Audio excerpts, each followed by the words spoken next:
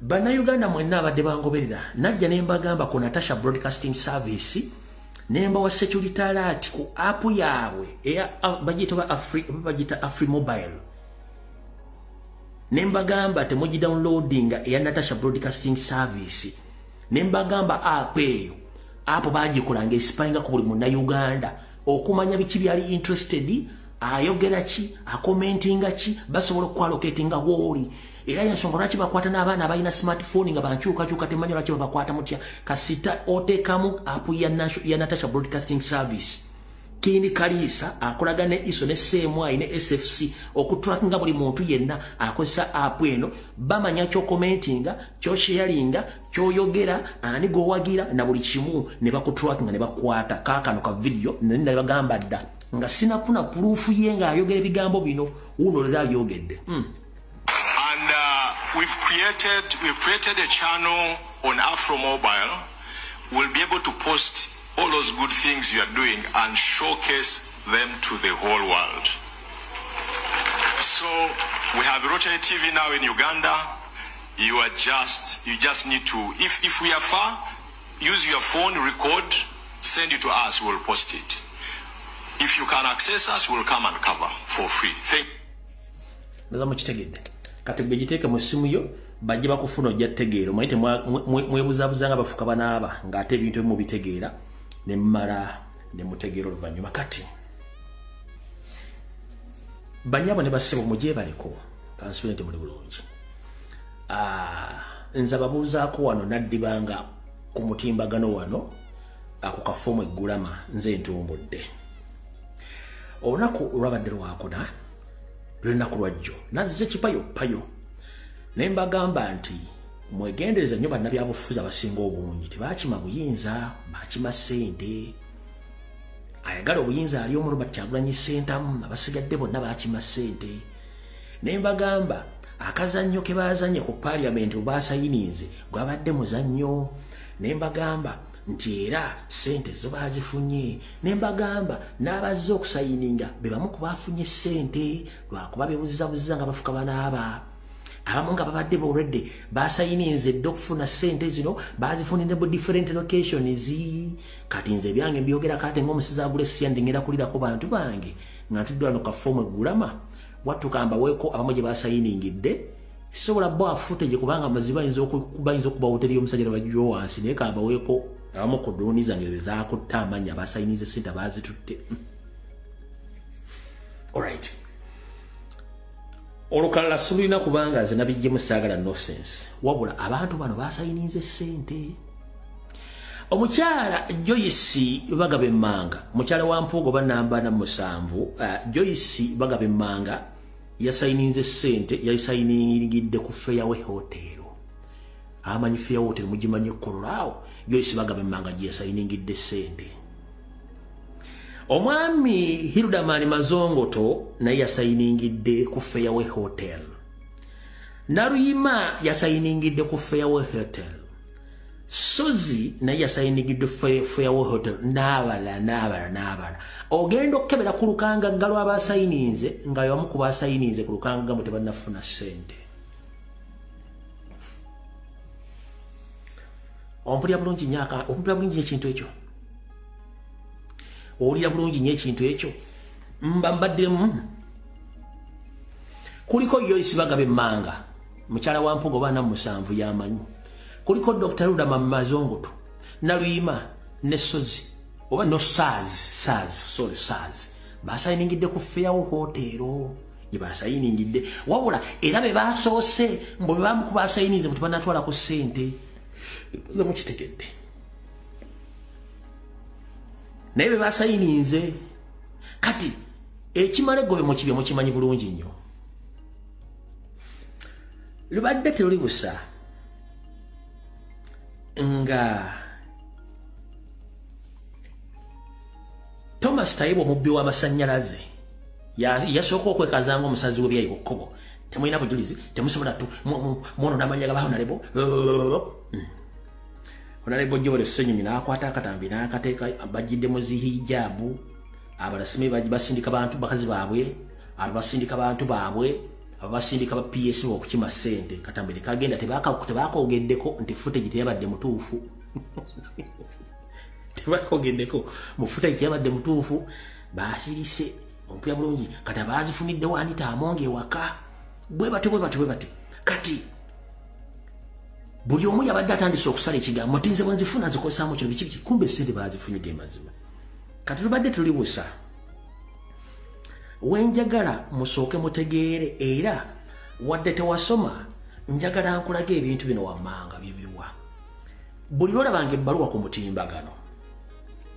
kwata ebbaluwa z'abantu bano babiri njagala muzeetegerezenga kwata ebbaluwa ya Ssaabasajja Kabaka gyawandiika luzi yawandiika ng'akyewandiikira okwata ebbaluwa za Ssalonga Mulengejja zaawandiika ku lwa Ssaabasajja Kabaka ebigambo byawukana n'ensayininga eyawukana kati ebigambo bya Yoseri byabadde awandiika ebbanga lyonna ng'awandiika n'ebbaluwa gy'awandiisa olwaleero ebbaluwa ya leero si ya Yoseri Tibahabulwa ya Daily Drinking General yawandiisa ebbaluwa eno so si Yoseri Tibahabulwa lwaki mwabaasomwa Olungereza waliwo kye muyita grammar waliwo kye bayita phasing okuphasinga obenge gy'owandiikamu ebbaluwa ng'ogatta ebigambo kati engatta y'ebigambo bya Yoseri tugimanye n'oluzungu lwa Yoseri tulumanyi n'ebintu byateeka mu bbaluwa ng'agifeezinga tubimanyi n'ebigambo bya Daily Drinking General tubimanyi bulungi nnyo mukitegedde bulungi nnyo kati za omutwe ogwo mabega odde mu bbaluwa ya Yoseri Tibahabulwa nnywandu ezaawandiika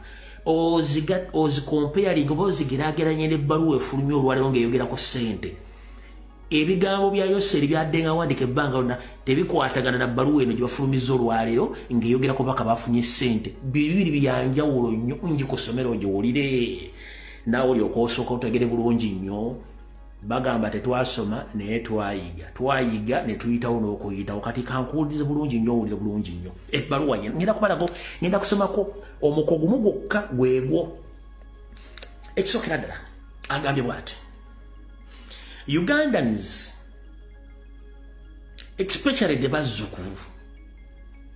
Ndubanna Uganda, okusingira ddala abazzukulu Yoweri twakugamba dda tetuli bazzukulu bo. Ffe tetuli ba bihogo sero bihogo.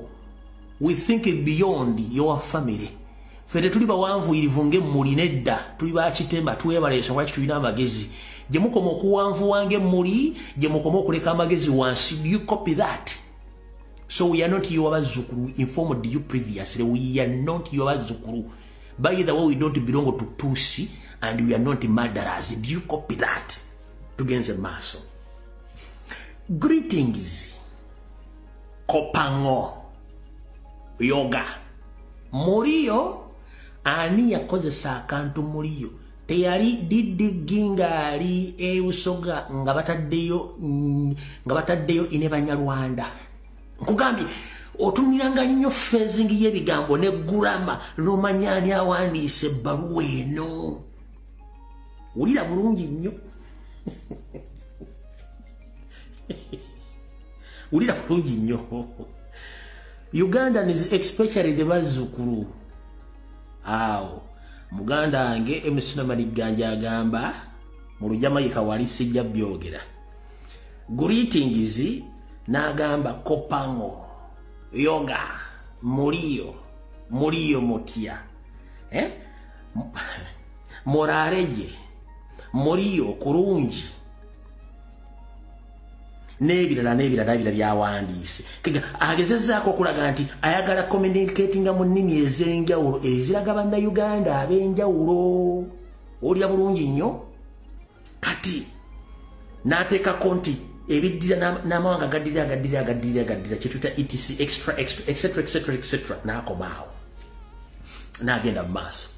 n'agamba last night on UBC I saw a cluster of opposition MP led by one Kivumbi expending a lot of energy on the supposed shillings 100 million per person given to MP through a classified funds etc. Akugambye nti olunaku ekiro ekyakeesa olunaku ye lwe yazuuka ng'amaze okunywa entabaaza bakadde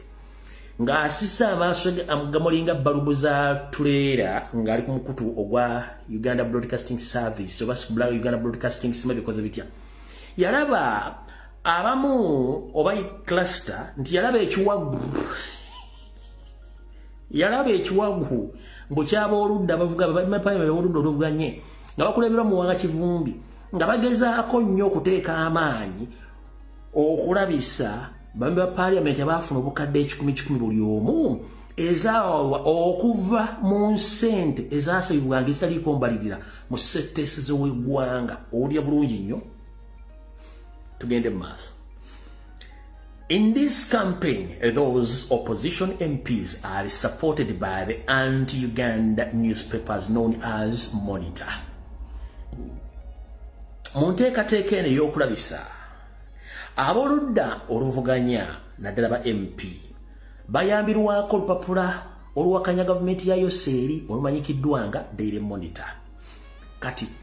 njagala owulire wano wetugenda wali waggulu nkulaze nti Didigi yawandiise kati buli wano otegerere ddala nti Walagi yawandiise yennyini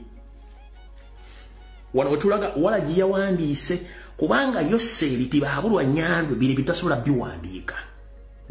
wadde mmenyi w'amateeka tasobola kuwandiika bino ebintu agambye bw'ati we the Flonasa kizibu nnyo okusanga mu statement ya Museveni ngeri public n'ateekamu ekigambo Flonasa kubanga amanyi Flonasa it was anti-terrorist organization which he used during the 1990s up to 1986. Wantuli ku forensics Yoseeri mumenyi w'amateeka Nakinku bw'aba wandiika ebbaluwa ery'eggwanga wadde mumenyi w'amateeka tateekamu ekigambo Flonasa kubanga akimanyi it was a terrorist organization gye yakozesa. Do you copy that? Ono Walagi yawandiise with the Flonasa stroke NRA. Remember, NRA doesn't exist anywhere in Uganda because they changed from NASA to National Resistance Army, from National Resistance Army to National Labour's Movement. Katugende maaso n'awandiika we the Flonasa NRA combatants we fought from 1971 to 1987 AI the 17 years without pay since the 1987 until about 3 years ago. The UPDF has been fighting but being paid very low salaries. Mbu bo aba Flonasa era aba National Resistance Army abalwanyi balwana okuva mu 1970 okutuuka mu 1987 gy'emyaka 17 nga tebasasulwa naye okuva mu 1987 n'okutuuka emyaka 3 givuddeko emabega nga bafuusa aba UPDF babadde balwana naye nga bambi basasulwa akasente katono nnyo. Tugenze maaso. Until July 1st, 2022, the general was being paid shillings million billion equivalent to dollars bitano mu nkaaga olwayogedde n'agamba bw'ati therefore with the Flonasa NRA UPDF the motivation for the contribution is partisan pan-Africanism etc. Actors in wider Ugandan society have a different practitioner those who listen. Oyo Walagi kuliko Uganda Walagi coconut flavor kuliko Seaman of White kuliko Nairobi Breweries kuliko no John Batambuze mwita John Walker kati bwagatta ogwo omwenge gwonna wamu yalina okuwandiika ebintu bino ene ebbaluwa si ya Yoseeri tumayibwa phrasing ebbaluwa ye n'ebituwandiiko ne gurama mwekimwita gurama engeri gy'osenkamu bigambo byabiwandiika ono Walagi so ene ebbaluwa ekonfirming ati ssente zaagabiddwa kati gwe MP agamba tewazifunye nomani akubireke simu kitegedde bulungi nnyo nze ndaba ebbaluwa z'abantu zonna ebigambo byowandiika nti ono yawandiise ono si yawandiise bino byawandiise so mbategeeza bulungi mutegedde bulungi nnyo so mutegedde bulungi nnyo ono Jeno Kawalagi Kanayiroga bajagiwandiise n'omwegwanywa lujuuju ngubabuulidde awo tuvudde so temukiwabudde baaziridde wabula mukulya ssente zino nabagambye ku Lwokuna ekijja bwe bamaze okulya ssente zino nabagambye ekijja kyekiruwa ssente zino baazifunye nga baza okuyisa etteeka ly'emmwanyi wabula nga bagenda kuleeta etteeka lya kooti martial bill liyite batandika okukwata buli muntu bamusibire mu kooti y'amagye. Ku lwokuna babaddeko muwandikawo saaki bagambye tugende mu maaso.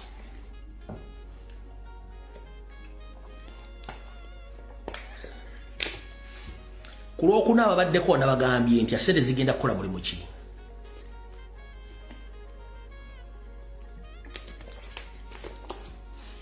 Ku lwokuna nabagambye ssente zigenda kukola ki ababaddeko ku lwokuna wano.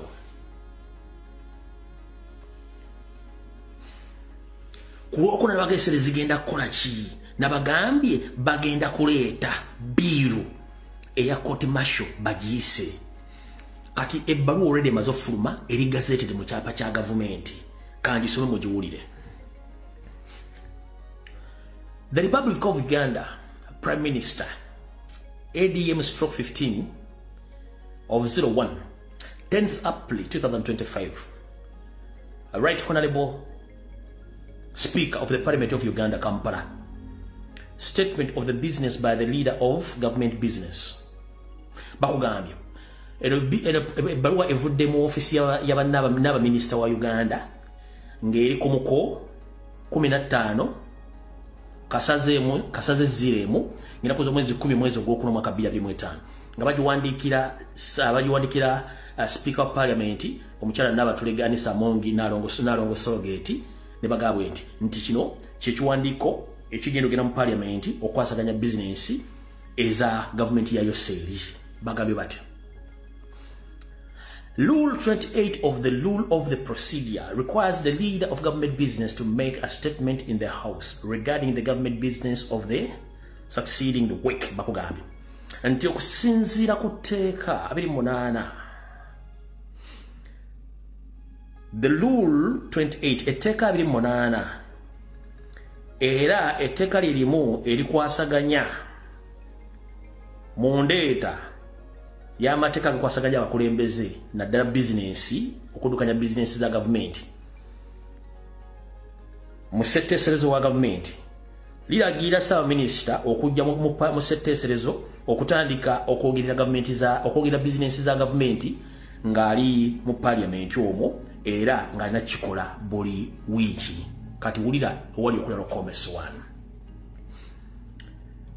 I am there submitting the following government business for succeeding week 15 to 17th April 2025. Akugambye Naba Minister Nabbanja atadde ebbaluwa emaze okuteekwa mu kyapa kya gavumenti ng'abategeeza nti agenda kukola bizinensi za gavumenti mu wiiki eye15 mu wiiki emu ennaku z'omwezi 15 n'ennaku z'omwezi 17 omwezi ogwokuna. Wayise ennaku mmeka nga bakafuna ssente? Wayisewo ennaku mmeka nga bakafuna ssente? Olwaliro kuziri 11 15 bagenda okuleeta biru eno 17 nduza bagiyise. Okitegedde bulungi katugenze mu kawaayi mulimu obwayi obubiri. Akasooka the Uganda People's Defence Force Amendment Bill 2025 lyetteeka liri erigenda okukwata buli muntu yenna owa bulijjo nga bakwesigalizaako nti olina ekintu ky'amagye bakutwale bakusibire mu kooti y'amagye. Ke kawaayira yebbiru esooka. Kati ogwattula gwe gwasaka. Mu Uganda tugenda mu kye bayita state of kwagamaya. No one will be safe if you are not among the family of Museveni. Even if you are an NRM diehard or supporter, if they know you that you are against Gizi rule in Uganda, you are going to be charged in the court martial very soon or later. Even if you are an MOP, you are chairman of C5, you are serving an officer, you are minister, very soon you are going to be tried in a court martial. If on 15th and 17th of April, the Parliament passes this bill, bagenda basiba. Nga tori wa kabano ka Museveni ng'owagira nabagambi mubereke yafulu nnyo bamba Parliament womulaga wazibu nnyo sente mwaziridde ne mugenda kwesibya kabira nita amungi bagenda kusiba bagenda kutta kano ka video bajja kajja ennaku z'omwezi 11 ogwokuna 2025 sigwe yesiga ebizigo nova mu bulaka nofuuka kyokule nova mu kyokule kati wafuuka Jackie Chan oli mu lusamawo nga amatama gonna gengedde olinganga asiiba ku mbizi wenna weekikuba ekizigo nobanga ne basobola okuteeka mu gundi basobola okuteeka mu projekita nabalirako kuno ekinigeria mu feesi yokubanga ekiki tokyalina wadde akantu konna akaziiza olususu lwo kati bagenda kusiba oba gwelindako nakulabula dda omanyi temuwulira kati tugenze kookubiri bagamba bati statement by the Minister of Gender and Labour and Social Development on the commemoration of the Internal Labour Day. I beg to submit now Minister Nabanja olosente bamaze okuziteekayo bagenda kuyisa ebintu byabwe kati wano okulya wali okulya n'okukomba essowaani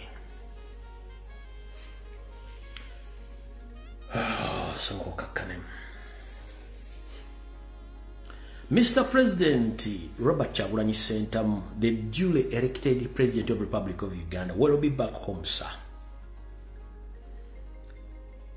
Plus, the leader of opposition, Mr. Joel Ssenyonyi and SG. This is my humble request, according to what is coming. Mr. President, and your entire leadership, I beg you kindly, please, to instruct all the MPs who belong to National Platform, they should not participate or attend any sitting on 15th and 17th of April 2025, which sitting are with the aim of passing the military court-martial to stay in the presence so that it can prosecute civilians in army courts. So, Mr. President, Joel Ssenyonyi, the loop, please instruct all our National Platform MPs they should not attend. Let it be on record that our MPs didn't attend the session, which is going to torture Ugandans in court martial. Omukulembeze amulolo bala Kyagulanyi Ssentamu ngenda kusaba nakuli oluvuganya mukulu Joel Ssenyonyi ngenda basaba kibere ku record ennaku ezebbiri oba essatu mugamba bakulembeze bonna aba National Platform bameba parliament batukkiririzaamu tebagenda mu parliament eyo kubanga kijja kuba kyabulyaza amaanya nga bakomuli baffe abasibwa mu kooti z'amagye era bakyatryingibwayo nga mutudde mu parliament eyo ate ise etteeka erigenda okubanywerezaayo basibire eddala kijja kuba nga abaliddemu olukwe nga namwe mwaparticipatinze whereby bwe mutaparticipatinga etteeka erigenda kubeera nga terisobola kuyita olwo basobola okukozesa opposition MPs naye nga temuliimu wa National Unity Platform kano kakodyo from the source kano kakodyo bagenda tukubisa ekintu ekyo bakitwalira abaana mu makomera bagambe nti ne ba MP bamwe bamukubasazeewo tubatryingire mu military court mutugamba ki Mr. President mukulu nkusaba abaana bali mu komera bambi by'omutima naye kasita abaana abaleetera ekintu kino nti ba MP ba Nuupu babadde mu parliament bayise etteeka lyo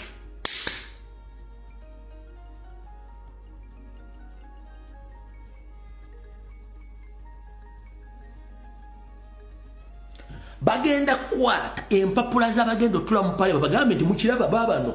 Ssenyonyi yabaddeyo Mwanga Kivumbi yabaddeyo ani yali yabaddeyo nga basayinize bulungi nnyo abakkiriza abatryingire mu kooti martial mugenda bagamba ki abaana bagenda kudda ku ddala wa gavumenti bagenda nti kati emisango tugikkiriza ke kakodi ke bagenda obbakola Mr. President please nkusaba sikusabangako from my reliable source bagenda tukuba goolo wa free kick musambi waso ngo bayita mu Cherezi yakubye Madrid ngazi mu kifo kimu nga zanjawulo bagenda tukuba kino nkikusabye mu kulembeze ne lupu mumpulirize ko for the first time siba instructinga from my reliable sources bagenda kozesa ennaku zomaze 17 bayise etteeka lino bakwate okusalawo kwa paliamenti nga mwabaddeyo wabiwa abaana teri agenda kuddamu kwogera ku kigambo kipata national okujjako okukkiriza emisango ekiva ku okukkiriza emisango bagenda giteeka kwani ku president national platform nga bafuna ekyabwe okujjako nga mulo teri agenda baga information zengi bagambye akala kakano abatujju bagambye okuli diddigi nti in case mugamba mugenda teekawo resistance okulemesa debate eyo biru ez'okujja bagenda bakola kye bagenda kudamba reading parliament babakube babamenye babakube n'empiso live nga bajja kukamera n'amasannyalaze bazibakube mu parliament kyebakola luli bagenda kibakola diddigi yalagidde the information temune mugenda jijja ebintu bibiri byembagambye singa mwekizigane musigalayo ne muga mugenda kwekyanga bagenda kujjako amasannyalaze bakube nga bakuba n'empiso z'obutwa ekindala kumujja kitegeera bwetyo bwe mbikola ebyembimaze Mr. George Senyo yino buwombeefu ba MP mwenna temugezi aba national platform please temugenda ana bagenzeeyo ojja kuba okolagane Museveni era nga buli kimu ekigenda mu maaso mu kikkiriziganyako ogwange enguma zaawo nvuddewo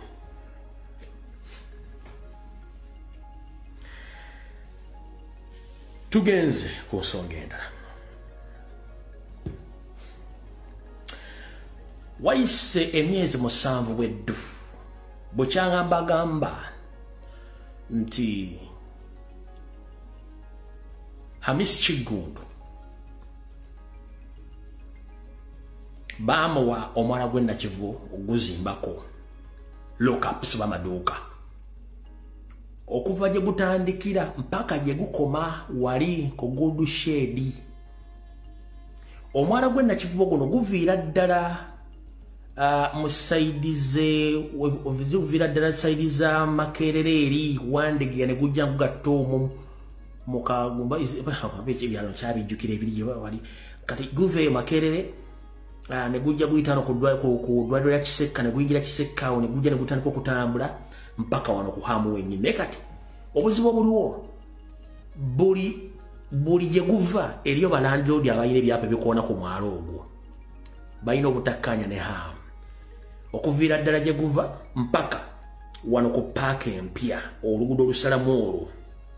lwoketuuka ku hamu buli bannannyini ttaka balya buli omu alina ekyapa kikoonako kikumwalo kati wayinza okuba obuzibu okufunayo kati ewantu walinako access kwe kuva ku mwalo awo ng'osaze paaka empya okutambulira ddala mpaka ku container village ku katale kaawo bino wekakomaawo awo walinawo access katale kaawo bino wekakomaawo katimba wa Puliyambo emyezi 7 babega nabagamba nti omwami ono bamuwadda akole lockups oba amaduuka ku mukukuki ku mwalo ogwo ne mbagamba nti buli kimu nja kibaleta details ne mbagana akatale kakawindula kuba kyabisiriikiriddemu oluvannyuma lw'emyezi 7 nga mmaze okulinnya mu ddiirwe bukedde mbuyolo yategedde mbu hamu asabye atwale omwala gwe Nakivubo azimbeko lockups eno si kusaba babadde bakiteeka mu public ekimanyi naye nga nze nakyogera dde emyezi 7 era nkibateekeddeyo ku mukutu ne mbagamba bano bo bakategeera ekintu kino so nga ate ekintu nakyogera dda kati kambawo nno information mutye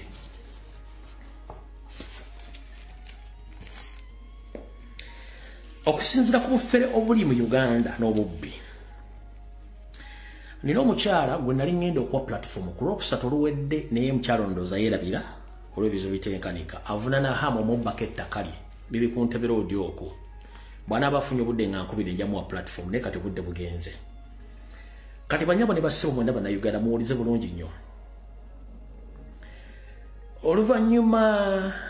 lw'okumanya ebyafaayo by'ettaka lya Nakivubo oba kituyita Nakivubo War Memorial Stadium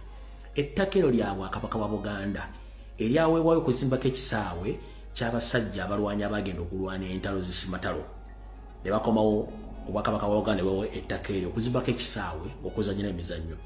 then government wa wakati neryeddiza mu kulyeddiza ettaka eryo lyali ku liizi eyaziriniwe nga simutegera wabula kati wulira bulungi nnyo Yoseri Tibahabulwa basobola okufuna ekifaananyi kino musonyo katono mala okukeberera basobola okufuna mukuba nyangu ekifaananyi kino osobola okifuna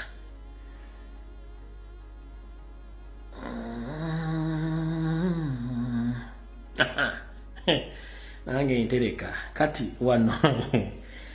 wano ekifaananyi kyo mukijjukira bulungi nnyo na olumu ntereka ekifaananyi kyo mukiraba mukijjukira bulungi nnyo ng'olamutwala proposal ekifaananyi kyo mukijjukira oyehamu oyinza ogatomutegera oyehamu kati zino zi proposal neddiru zeyamuwa zeyawa Bosco mukijjukira bulungi ekifaananyi ekyo ngenze mwakayivu yange nenkisangayo okira bulungi nnyo kati yayoza tetukyalina akayivu tuba nayo bulungi nnyo ebintu tuba nabwe tuba tubiteresi bituba tusobola kutereka tubivaako kati muwulire bulungi nnyo mu kusookera ddala Yoseri yamanya nti ettaka eryo lya Buganda era lya gavumenti kye yakola mu kifaananyi kye mulabye hamu nga bamuleetanga omugagga nti agenda kuzimba byazimbye waawo Museveni ng'alagira hamu bamuwe liizi jjukira bwe bakuwa liizi ettaka eryo likozesaako ebbanga ggere kati ettaka lino liri mu mikono gya gavumenti era liriko ekyapa kya freehold era nga nakyo kya liizi wabula oluvannyuma lwa Yoseri okuwa hamu ekyapa kino akolereko emirimu gy'akola banka n'ebitavu ne bannannyini mwenna balina ensimbi muwulire bulungi nnyo abafeera bali mu gavumenti ne mu Kampala bakoze ekintu kino wammanga mu Uganda Land Commission mulimu omufere commissioner gwe bayita Johnson kuno kwoli era oli munyarwanda oli wakabano yakoze eki commissioner wa lands mu Kampala gwe bayita Johnson ng'akolagana hamu ne Kirumira bakola kye tuyita sub fake titles ne bazituuza ku freehold ne baziwa hamu ne baziwa ne Kirumira nga batwala ebyapa bino ogenda okufunako ensimbi okuva mu banka n'okola ku bantu abala bonna naye ng'ate already ebyapa subtitles nezebawa zonna ziri fake ye commissioner w'omuwa ssente ze kati banka boboyiba ng'oli kitavu banka owa abasajja bano ssente okuli Kirumira ne hamu nga bakuwadde ebyapa biri mu mannya gaabwe naye nga bya Nakivubo Memorial Stadium muganda wange oyina bifu eyo banka muyina bifu babafera mugende mukwata Kirumira ne hamu basibe ng'obudde bukyali temugenda kufuna ssente zammwe n'ettaka lye babawerako ebyapa fu buli kyonna ekiri mu Uganda kifuwe fufulu Commissioner Johnson musajja munyarwanda yatuzaako subtitles naziwa Kirumira ne hamu ogenda okufera banka n'abantu ababa bawe ssente bakole ebintu ebyo kati mutegedde bulungi nnyo ekiri mu Kampala n'ebitundu ebirala so Nakivubo bw'ati bw'ayimiridde n'ebintu ebirala mutegedde bulungi nnyo awo